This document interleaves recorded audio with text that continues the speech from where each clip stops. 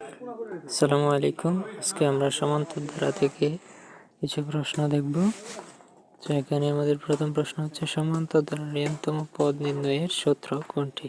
এখানে খ নম্বরে আছে a plus n minus one into d, খ নম্বরে আছে d plus n minus one into a, গ নম্বরে আছে n plus a minus one into d, ঘ নম্বরে আছে a plus n minus two into D.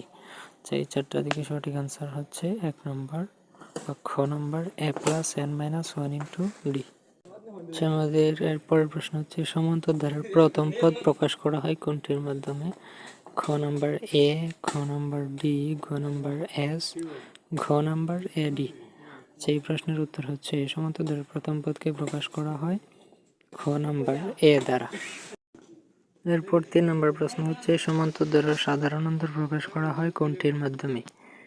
ক এ, খ ডি, গ এস, ঘ এডি। আচ্ছা, এটার উত্তর হচ্ছে খ নাম্বার ডি, অর্থাৎ সমান্তর ধারার সাধারণ অন্তরকে প্রকাশ করা হয় ডি দ্বারা। এরপর প্রশ্ন হচ্ছে 1, 3, 5, 7 ধারাটির 10তম পদ কত?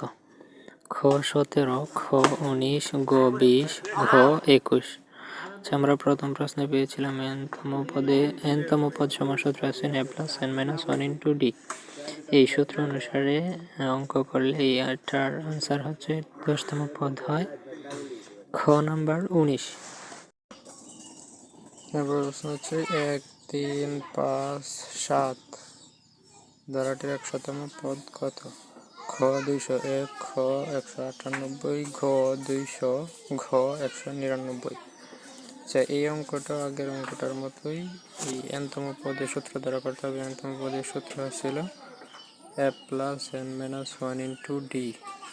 এই সূত্র অনুসারে অঙ্কটা করলে এটার আনসার হবে ঘ নাম্বার 199।